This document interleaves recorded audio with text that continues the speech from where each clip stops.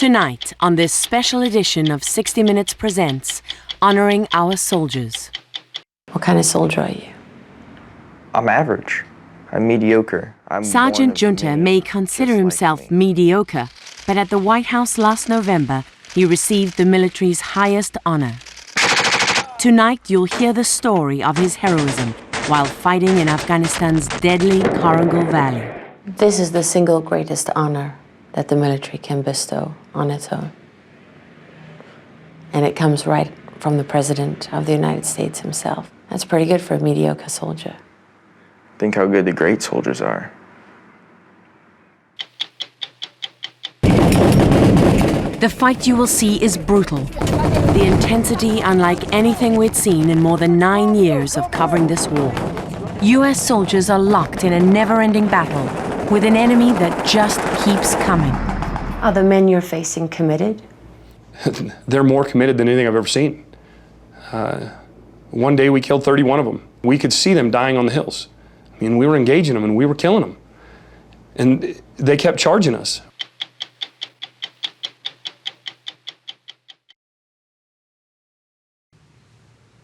Good evening, I'm Lara Logan. Welcome to 60 Minutes Presents. On this Memorial Day weekend, we could think of no better way of honoring our soldiers than to bring you some of their remarkable stories from the battlefields of Afghanistan. We begin with the story of a young man from Iowa, 26-year-old Staff Sergeant Sal Junta. Last November, he became the first living soldier to earn the Medal of Honor since the Vietnam War. It's the nation's highest military award for heroism in battle, and it's given for acts of extreme bravery in the face of almost certain death. Sal Junta earned this honor for his actions on a remote hilltop in eastern Afghanistan on the night of October 25, 2007, for repeatedly running into enemy fire to save American lives and rescue a fellow soldier from the hands of the Taliban. Tonight you'll hear about what happened from Sal Junta and the men who fought with him. You'll also hear about a place known as the Korengal Valley, where the Taliban are allied with Al-Qaeda and put up such a fight that the US eventually gave up on the valley and pulled out in April last year.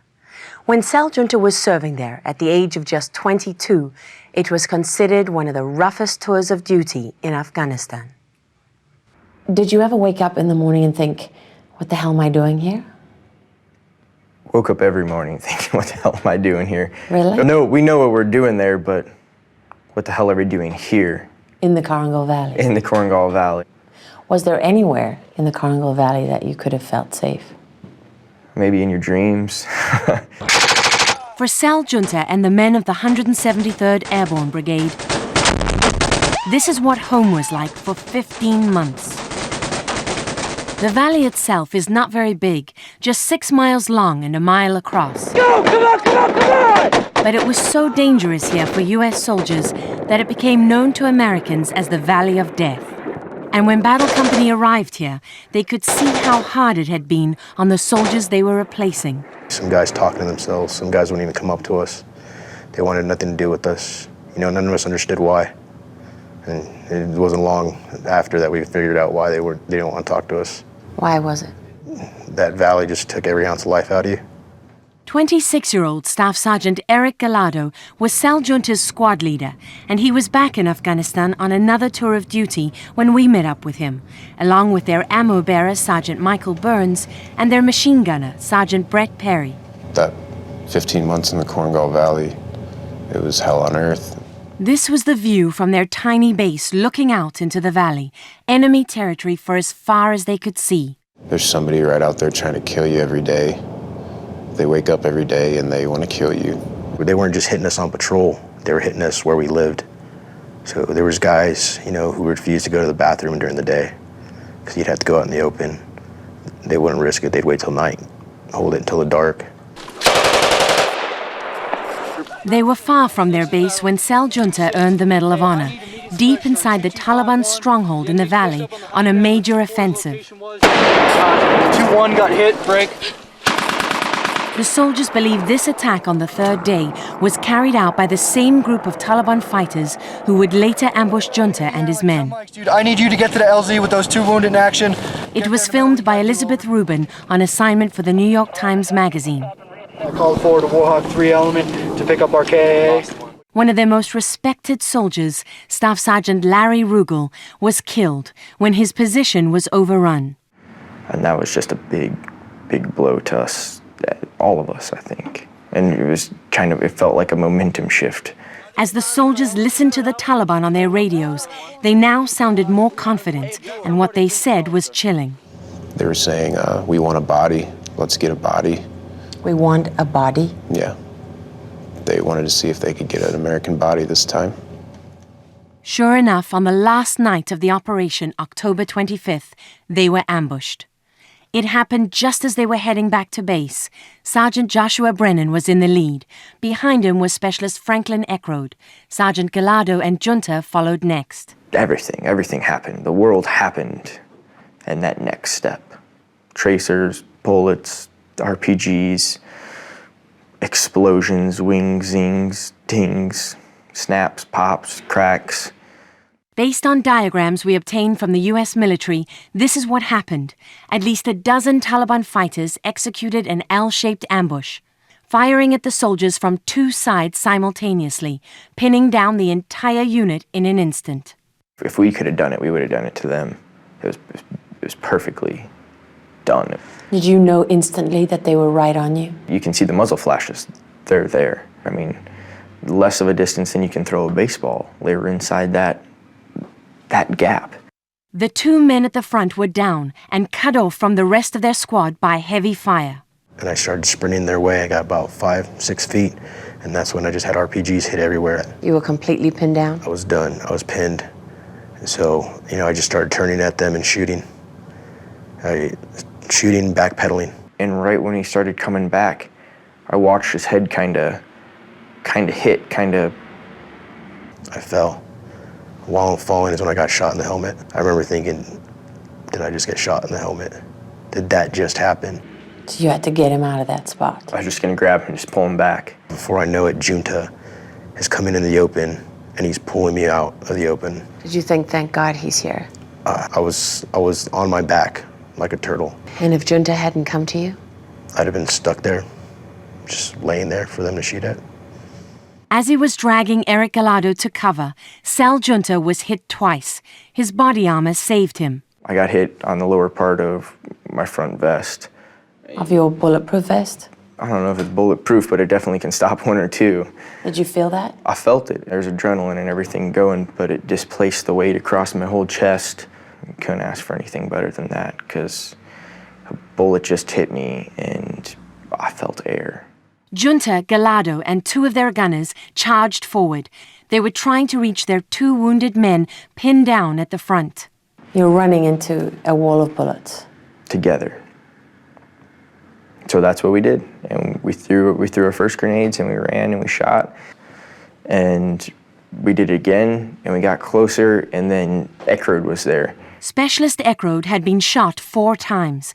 Gallardo stopped to help him. He was just hysterical. He kept telling us, I see them, I saw them, they have him, they have who? You didn't know? We didn't know. Could you hear what Eckroad was saying? He said that he was shot and, Gallardo was there, it was taken care of. Sergeant Gallardo told us that Eckroad was hysterical, not because he was wounded, that he said he just kept screaming, they've got him. And he didn't know what Eckroad meant at that moment.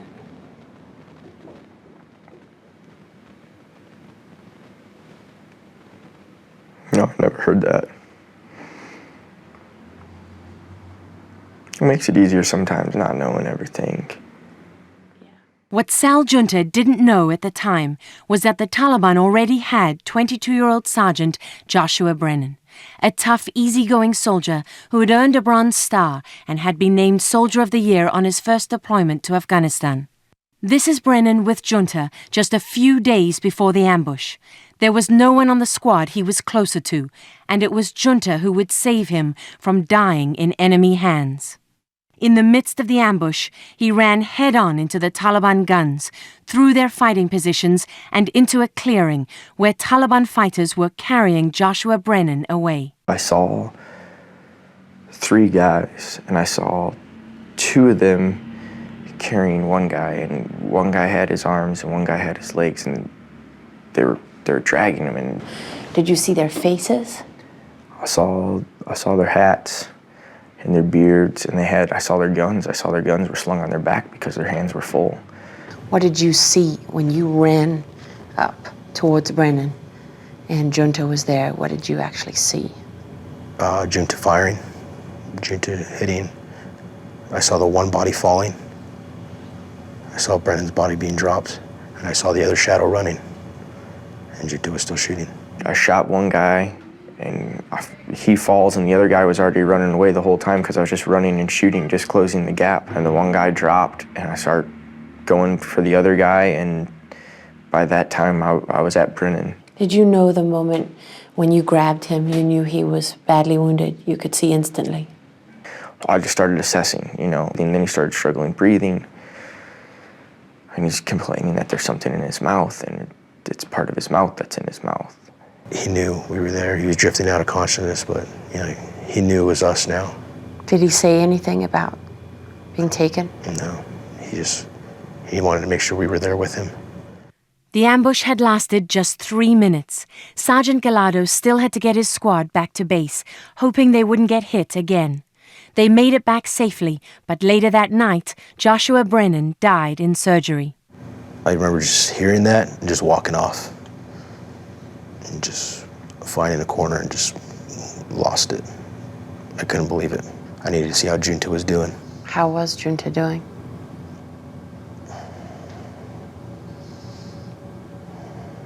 I've seen him better. Did he get the significance of what he'd done?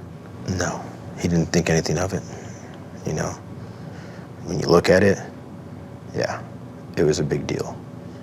He just prevented the enemy from having that huge victory and us having to go in an even deeper part of the Korengal Valley to where nobody has ever been and try and find an American soldier. You might never have found him. No, that's something I don't really like to think about. The last thing Brennan ever saw was us. He saw us fighting for him. The first face he saw was Junta coming up to his side. We fought for him, and he's home with his family now because of that. I have never given everything. Sergeant Joshua Brennan gave everything. So did Specialist Hugo Mendoza, the team's medic, who was killed in the first moments of the ambush. Specialist Franklin Eckroad survived his wounds, and Sergeant Eric Gallardo was awarded the Silver Star for his actions that night. Sal Junta, who's now serving at a U.S. base in Italy, is not yet able to reconcile their losses with becoming an American hero. I'm not at peace with that at all.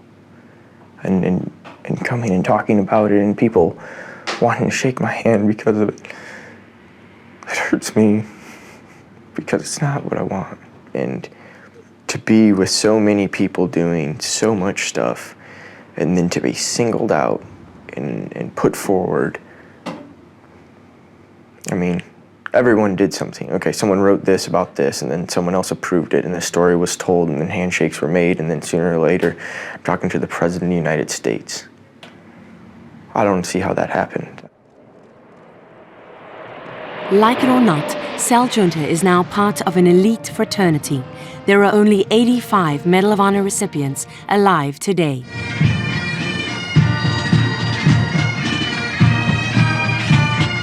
For the rest of his life, he'll enjoy certain privileges, like a guaranteed seat at presidential inaugurations.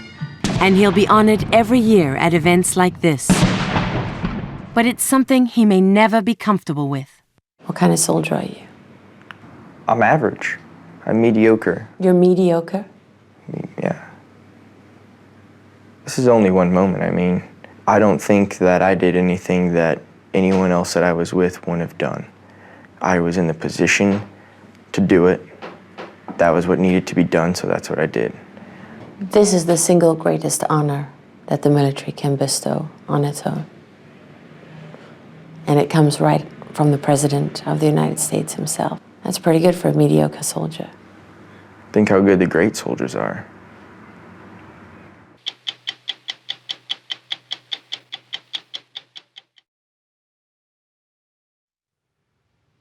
When Sal Junta received his Medal of Honor at the White House in November, it was an historic moment. He was the first living soldier to earn this award in a generation. He received it for his actions during a Taliban ambush in Afghanistan, when he rescued a dying American soldier from enemy hands and saved his unit from being overrun. He says his life has been a blur since he received the medal, and he now understands what many of the past Medal of Honor recipients meant when they said it was a lot harder to wear than it ever was to earn. We caught up with Sal Junta in Washington, D.C. recently, and despite his new role as American hero, we found him to be very much the same guy we'd met in Italy more than 6 months ago, except for his new look. I got my incognito face on. It's working. It's great camouflage. Thank you. I barely recognized you. Americans got a good look at Sal Junta's composure and humility the day he was honored by President Obama in the East Room of the White House. He was just 17, working at a Subway sandwich shop in Iowa when he decided to enlist in the Army. 8 years later, he was being awarded the military's highest medal for valor in combat. How did you feel? That day was a very intense day for me. And I had my family, I had my boys, the ones that I've fought with and bled with and tried with there. And to have all of them and to stand there at that moment and receive something that doesn't belong to me, but that belongs to all of them, there's a lot of gut checking going on there and a lot of thought and a lot of memories that went out to a lot of people in that room, and to have it be on such a grand stage as the White House was, it was more than I think my mind at that time could grasp. I'm going to go off script here for a second and just say, I really like this guy. It seemed like you two had a very real connection. Is that right? It was the President of the United States. He said it, so I believe it. It was the amount of nerves and emotions that were going on that day were a lot. Standing in front of everyone that means a lot to me. You were trying not to cry. Yeah, I was trying not to cry. Sergeant Junta is the first living recipient of the Medal of Honor since the Vietnam War. Sal Junta has had to get used to being in the spotlight. He was honored during halftime at this year's Super Bowl. What a great moment. At the State of the Union, he was one of the president's guests. Please welcome Staff Sergeant Sal Junta. And on the late-night talk show circuit, he stole the show. The last 6 months has been an incredible roller coaster ride of everything. It's been an incredible journey. You kind of didn't want to take that journey, did you? It's still a difficult journey for me to take. So much of all this has been incredibly, for us it's been good and it's been stressful and it's been difficult, and it's a responsibility that I don't know how you'd really want to take on that responsibility to represent people that mean so much to you, knowing that they are so good and you're going to be the one that represents them. That is definitely a pressure. It's a pressure and an honor that he says he would give up in an instant if he could change what happened on that remote hilltop in eastern Afghanistan 3 years ago. Do you ever think about that night? Is it still with you? I don't know how to shake that night. That night was with me. It doesn't go away. It doesn't get any less real. It doesn't become any more real. It is forever in my mind and with me. And it's a painful thing, but I think it helps me grow for the future. And in that, I don't know if I want it to leave me, because I can always think of better ways and people who have given more and continue to give more, and that motivation is a good thing for me. You were uncomfortable being honored for something where you lost people that you cared about. I mean, you said, I have never given everything. Sergeant Joshua Brennan gave everything. And I wonder, how do you feel now? Have you made peace with that? Absolutely not. There's no peace to be made with that. I can't change how I feel. I can't stop people from saying what they say. I think I handle it better now solely because I have no other choice. But every time that's said to me, I think about a time that I can bring it up and remind the American public, I'm no one special, I'm one of many. So this is the Room of Honor? When we were first with Sal Giunta in Italy this fall, he took us to the Medal of Honor room at his base in Vicenza, home of the 173rd Airborne Brigade, which is believed to have earned this medal more times than any other brigade in U.S. history. The walls here are lined with the faces of their fallen heroes, some of them Sal Giunta's closest friends. And where is Josh Brennan? He is right here in the corner, and there's Mendoza right next to him. And Sergeant Rubel next to Mendoza. Well, I imagine even coming here and seeing this isn't easy. It's heavy on me. I don't know, I think all those dudes have just given it all. And they went out there and they said they were gonna do something, and they did it, and it cost them everything. And the least we can do is stand here and look up to them and say thank you. What is it like for you now, looking at this wall? Is it slightly unreal that your picture will be added to this? Absolutely.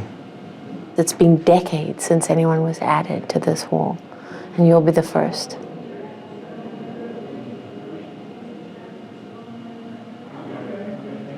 It's unreal. At that time, Sal Giunta and his wife Jen were just beginning to get a sense of how much their lives would change. Could you imagine getting through this without Jen at your side? No. I don't think I could have made it through this at all without her by my side and supporting me every day. I don't know where I'd be. I'd be a different person, and I wouldn't be as, if I am good, I wouldn't be this good. Not without her. She helps make me who I am, a large part of it, at least a good part. Did you two talk around the time of this incident? I believe he called me that day, actually. He didn't know that I knew. And he was, nonchalant, wanted to just hear about me. Hey, how are you doing? How are things going, babe? And I went along with it for about 5 minutes, and then I said, you know what, stop. I know what happened. I got the phone call. How are you doing? I don't need to hear about everything. I don't need to hear the details, but how are you? Because you feel it, What did he say when you said, how are you? He said, I'm okay. Don't worry about me. He said, I'm fine. And I said, I know you're physically okay. I get that, but are you really okay? And? He just said, yeah, he didn't really want to talk about it. What do you think it says about him as a person? How much he will give. How unselfish he is.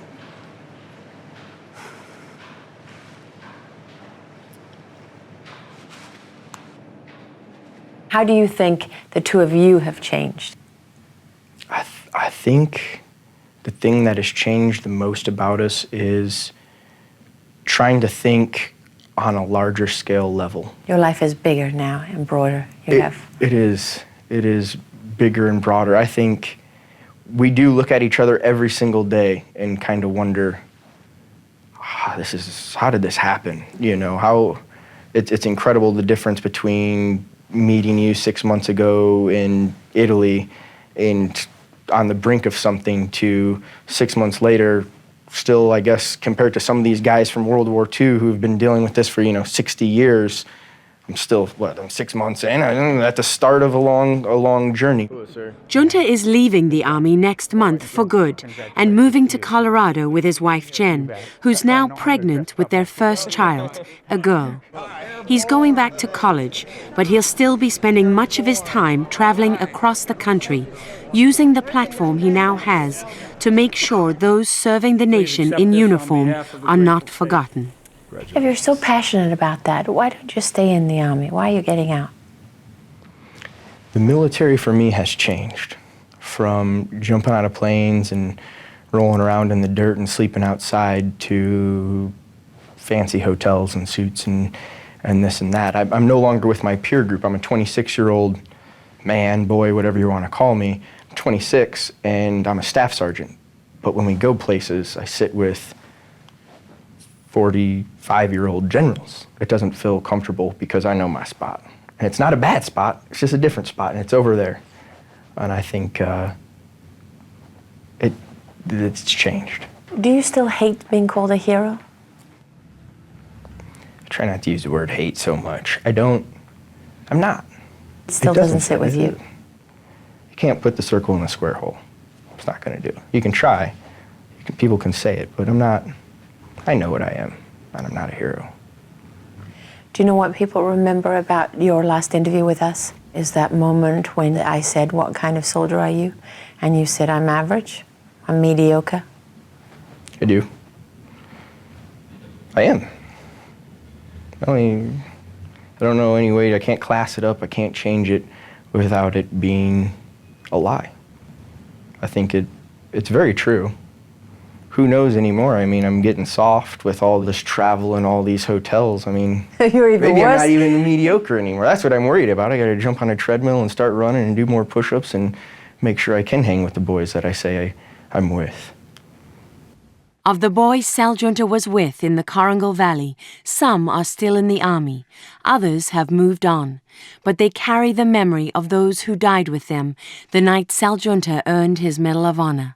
Team Medic Specialist Hugo Mendoza and Sergeant Joshua Brennan. I think the sacrifices that were made by him and Hugo will never be forgotten, and I think this type of form or atmosphere that it has created because of the medal will allow them never to be forgotten and always remembered in a very positive way, as with so many people that don't, and that's another point.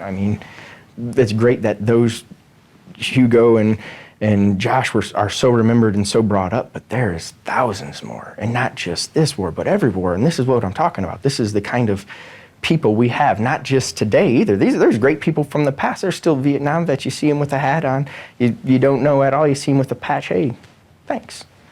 Who knows, but I'm sure they did something awesome because they raised their hand and they volunteered for this country.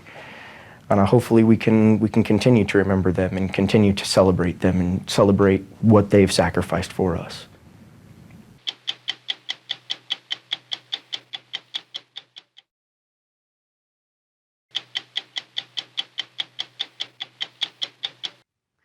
The story of Sal Junta and the night his unit of the 173rd Airborne Brigade were ambushed took place in the Korengal Valley, known to American troops as the Valley of Death.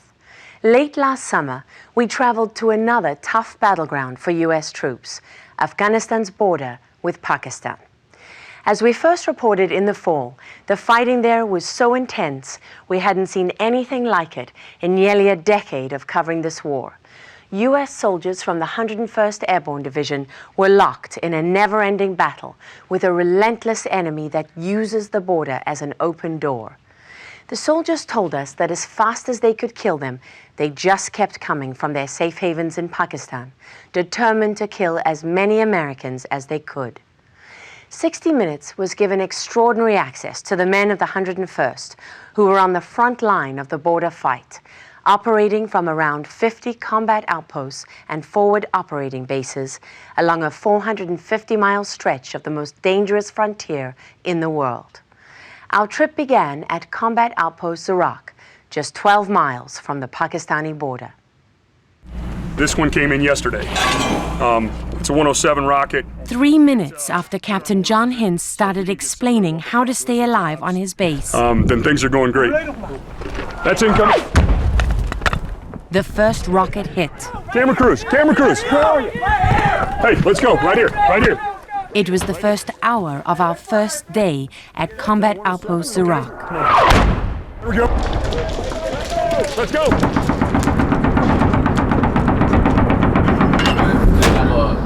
Location. Already we were getting a taste of what Captain Hintz and his men lived through every day. And they've been doing this for 7 months. Within 10 minutes, the barrage was over. It had wounded 2 of Hintz's men. What we got going on? Specialist Peter Kuiper's shirt was soaked with blood from wounds to his head. They're all used to dealing with injuries here. 40 out of Hintz's 88 soldiers have been awarded Purple Hearts for wounds received in combat. All right, well, let's walk up this way a little bit. The 40-year-old commander from Iowa has received 3 Purple Hearts himself. This is a tough fight, and you're in one of the worst places. I mean, even for somebody like you with a rough tour in Iraq under your belt, surviving 8 roadside bombs. I don't even think that's uncommon, though. I mean, I've got to be honest. My whole company's that. I've got a kid out there that's got 8 Purple Hearts. He just got shot in the head during a battle. And he survived? He survived, and he fought for 3 more hours. I mean, it's just the way these guys are. Captain Hintz commands one of the most dangerous pieces of ground in Afghanistan. It may look like a desolate patch of dirt in the middle of nowhere, but this tiny base sits right on one of the main routes used by the enemy to ferry fighters and weapons from Pakistan. You can never rest out here because you know that they want this spot back. And the foreign fighters are very well trained. They carry better weapon systems. They have much more ammunition. So when you get into a fight with them, you know you're in a fight. When you say foreign fighters, from where? Pakistan. We're only about 12 to 13 miles away from Pakistan. And we know we kill a lot of people here. And these guys, it doesn't matter if you kill 30 that day, or it doesn't seem to matter, because they'll be back the next day or the next week. With more fighters? Yes. Are the men you're facing committed? They're more committed than anything I've ever seen. One day we killed 31 of them. We could see them dying on the hills. I mean, we were engaging them and we were killing them. And they kept charging us. We obtained video of their enemy from the other side of the border. It's the foreign fighters, like Arabs and Pakistanis, that Hintz says are the most skilled.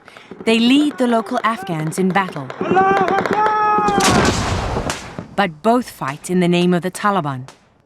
How much area around here does the Taliban control? Wow, that's, I have probably 300 square kilometers, and the vast majority is controlled by the Taliban. We push hard, we patrol heavy, we go out there, but I would say probably 18 to 20 square kilometers is what I think I own. Out of 300? Yes.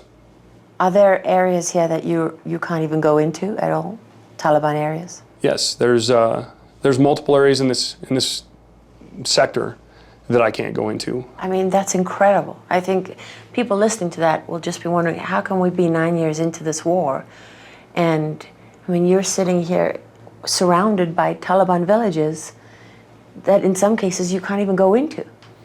I think the challenge is in finding out, how to separate the Taliban from the village. That's the challenge Hintz and his men faced on this mission, to a village that's asked for help rebuilding their canal. It's the core of the U.S. strategy, to build relationships with the villages so they don't support the Taliban. Even though it means driving to an area that's a known staging ground for the Taliban and foreign fighters coming in from Pakistan, and they get attacked every time they go there, they set out to pay the village a visit. Well, as long as we don't get stuck today, we're going to be good. A 3-mile trip that took an hour and a half because of the impossible terrain. Man, this terrain sucks. You're just hanging up on a big rock, I think on the left. Ooh. The speed we're moving at and the difficulty, it just feels like this is one big target. We are one big target here. We're driving right to the Taliban villages. They're watching us. Guaranteed they got a spotter sitting right up on this mountain, and he's reporting everything back to his chain of command, and they're just waiting for us.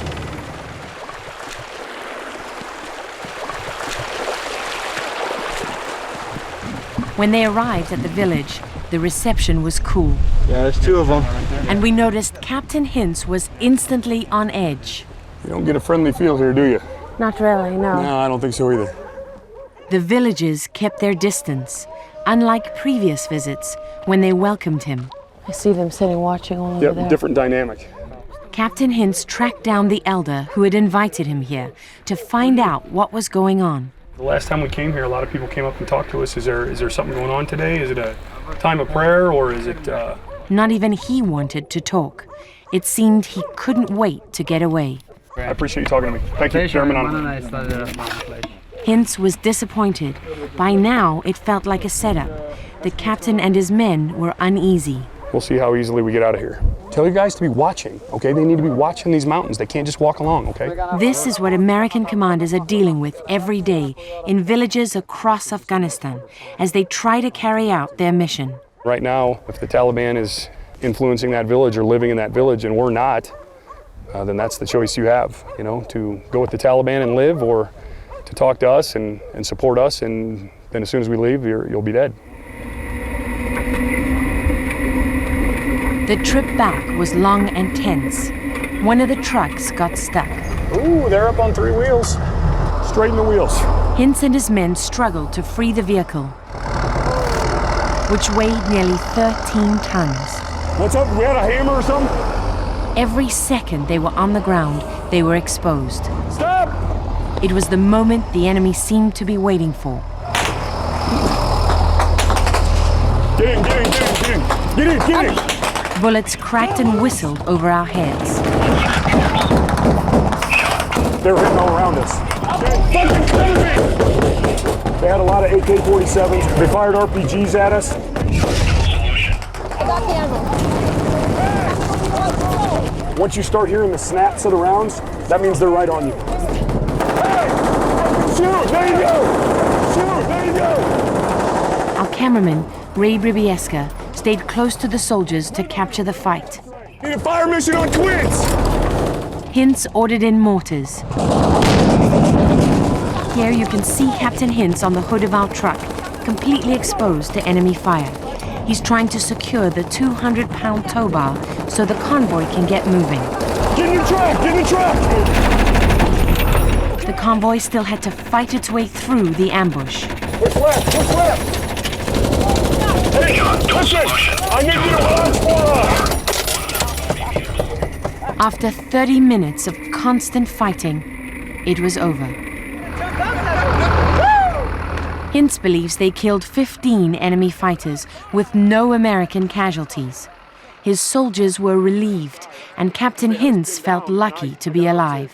I had to jump up on the hood to get the tow bar up, and so I'm up on the hood, and rounds are cracking everywhere. It was insane. There are more than 12,000 soldiers at dozens of outposts along the border that are dealing with the same problem as Captain Hintz. Up on the ridge lines, those are superhighways for the insurgency. Lieutenant Colonel Joel Vowell at Forward Operating Base Joyce, less than 5 miles from the Pakistani border, is one of them. Most of the people we are fighting are from Pakistan. Is it an endless supply? I don't know if it's endless. Does it feel that way? It feels that way when you have to fight waves after waves of enemy fighters here that are coming from sanctuary.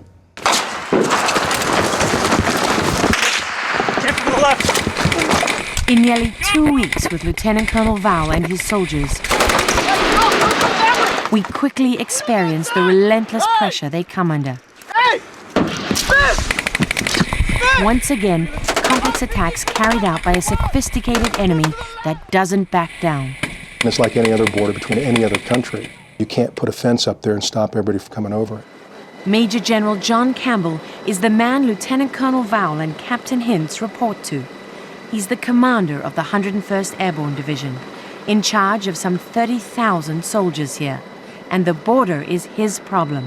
You cannot talk about Afghanistan without talking about Pakistan. General Campbell flew us over some of the 450 miles of the border that he's responsible for. You're in Pakistan right now. Now you're in Afghanistan. He's in regular contact with the Pakistani military and says the relationship is improving a little more every day. We would hope that they would do more within their capacity to stop people command and control and elements that come across the border in Afghanistan. I think they have tried to do some stuff. Is it enough? No. It's not even close to enough. Can they do more? Yes. Can they do a lot more? Can they do a lot more? I would agree. Go! Let's go! Let's go! Until they do, it's hard to see how U.S. soldiers at places like Combat Outpost Iraq can make any real progress in a fight that's claimed more American lives last year than any other. What's the hardest thing you've had to deal with? So losing my soldiers. I lost a 18-year-old kid in Iraq. I've lost a 20-year-old kid in Afghanistan. Just lost a 29-year-old NCO a few weeks ago, stepped on a landmine. You're a failure because you didn't take them home. I don't think anyone would call that a failure. I think people understand that in war and in combat, you lose soldiers. Everybody knows in war you lose people, but just not your people. As we left Captain Hintz and his men, their mission at Iraq was coming to an end, and new soldiers were pouring in to take over this fight. Is it your sense that you're winning here? I think we're winning. I think we're winning. You don't look convinced. I'm not 100% convinced. I mean, but you can't look at it like we're losing. I'm not going to come here and lose. So do I think we've gained ground? Yes. Is it enough ground? No. I would like to say that if given another 6 months here, I could bring in the next village, the next 2 villages, and bring them to my side. But you can't. I can't. I'll never give up on it. But at times I wonder if I walk out of here tomorrow, where's this place at? Where do you think? Well, it's lost. Go to 60minutesovertime.com to hear how our veteran combat cameraman shot this dangerous story. Sponsored by Viagra.